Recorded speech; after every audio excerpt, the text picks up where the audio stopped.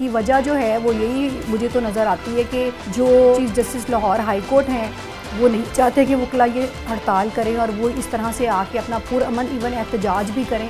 उन्होंने पूरी तरह से एक डिक्टेटर होने का मुजाहरा किया और उनका बार रूम तो वकीलों का घर है। अगर एक वकील कोर्ट के अंदर नहीं आएगा तो कौन कोर्ट के अंदर। बहुत सारे वकला ज़ख्मी हुए हैं, बहुत सारे लोग अरेस्ट हैं। हमारे general secretary Lahore bar association के वो ज़ख्मी हुए हैं और वो अरेस्ट भी हुए हैं। उन्होंने ना सिर्फ तशद्दुद किया बल्कि ह्यूमिलेट किया, जैसे पुलिस को कोई ख़ास डायरेक्शंस दी गई और जो वाटर कैनन था उसके अंदर केमिकल मिला हुआ पानी था।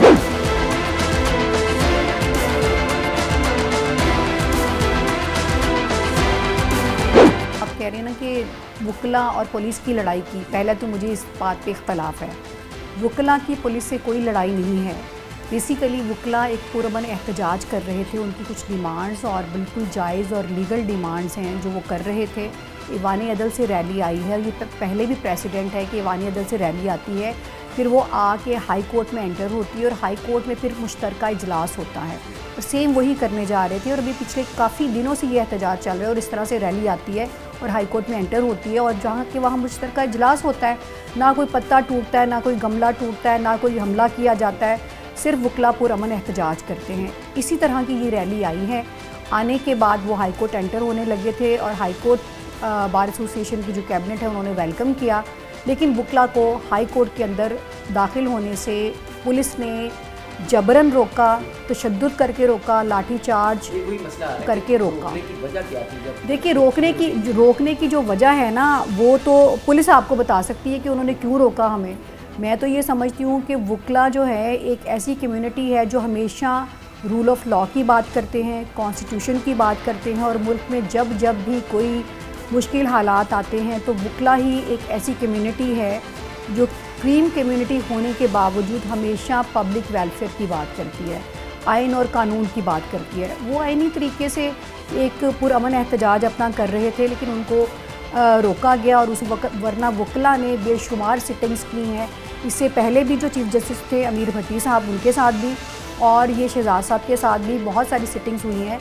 और जब अमीर भट्टी साहब ने ये नोटिफिकेशन किया था, जिस नोटिफिकेशन की वजह से ये सारा मामला हुआ, और वो नोटिफिकेशन एक ऐसी कमेटी होती है, जब ऐसा कोई नोटिफिकेशन होता है तो जजेस की ऐसी कमेटी होती है, वो कमेटी मिल के बैठती है और मशवरे के बाद वो फैसला करती है। कुछ क्लास ये भी गर्दिश कर रही हैं कि वकला जजेस के रूम में जाना चाह रही थी या अदालत में जाना चाह रही थी, जिस वजह से पुलिस ने उनको रोका। फिर तो ये कोई गैब का इल्म उनके पास होगा कि उनको ये पता था कि जी वकला यूँ करना चाह रहे हैं, वरना पीछे भी सारी रैलीज आती रही हैं, किसी जगह पर ऐसा कुछ नहीं हुआ।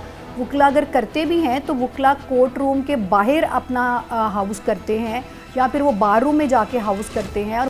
और जो बार एसोसिएशन है उसके ऊपर तो कोर्ट का कोई ताल्लुक ही नहीं है, ना जजेस का ताल्लुक है। बार जो है वो वकला का घर है और वो जुरिस्डिक्शन भी उनकी नहीं आता। तो बार रूम में वो जाना चाहते थे, अपने हॉल में जाके वो अपना हाउस करना चाहते थे पुलिस की जानिब से। जी बिल्कुल। तो उन्होंने कितने आपकी वकला जो दोस्त है उनको गिरफ्तार किया, कितने जख्मी हुए? देखिए अलावा बेशुमार हमारे और साथी हैं जिनको मैंने देखा है खुद ज़ाती तौर पर कि मतलब किसी का सर फटा हुआ है, किसी के फेस के ऊपर जो है वो ज़ख़म है। और बिल्कुल एक तो होता है तशद्दुद करना और एक होता है ह्यूमिलेट करना, क्योंकि इनको जो है ना वो सिर्फ मारना ही नहीं है, इनके ऊपर जो है ना वो जैसे कोई दुश्मन नहीं अटैक कर देता, इस तरह का वो अटैक था। आप भी समझते कि ये खारियाँ का और बहावल नगर का जो वाक़या है उसका गुस्सा ये वकलापन का नहीं। देखिए वो अगर उनको अब वो अपनी हरकतें दुरुस्त कर लें तो खारियाँ और बहावल नगर जैसे वाक़यात नहीं होंगे। और वकला के ऊपर अगर वो गुस्सा निकालते हैं तो वकला का स्टेमिना बहुत ज़्यादा है। आज तक कोई डिक्टेटर, सबसे बड़ा डिक्टेटर मुशर्रफ आया था ना, वो भी वकला को नहीं तोड़ सका।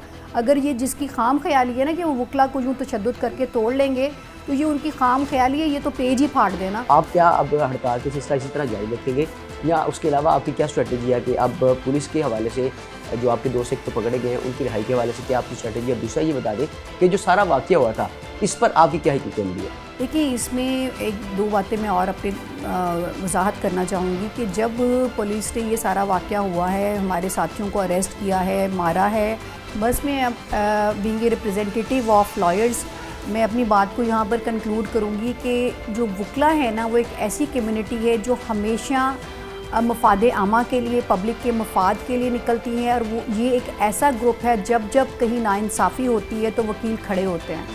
और शायद वकीलों का यही हुनर देख के मैं तो इस शेर के ऊपर इसको ख़त्म करूँगी कि ज़माना मुझको देता है ज़वाल की धमकियाँ, ज़माना मुझको देता है ज़वाल की धमकियाँ, ना जाने कौन सा मुझ में कमाल देखा है। वाह वाह, क्या कमाल देखा है। बिल्कुल जी, मामलात को सॉर्ट आउट करने की तरफ जाना चाहिए, बिगाड़ना नहीं चाहिए। और यही बात मैडम रुशिदा लोधी की जानिब से कही गई है। और बड़ी डिटेल में जो वाक़या पंजाब पुलिस और वकला के दरमियान पेश आया था, उन्होंने सारा वाक़या जो है बयान किया है और पसे पर्दा जो हकीकतें थी वो भी अयां किया। उम्मीद है आपको ये प्रोग्राम पसंद आया होगा। फिलहाल मुझे दीजिए इजाज़त, देखते रहिए पाकिस्तान न्यूज़।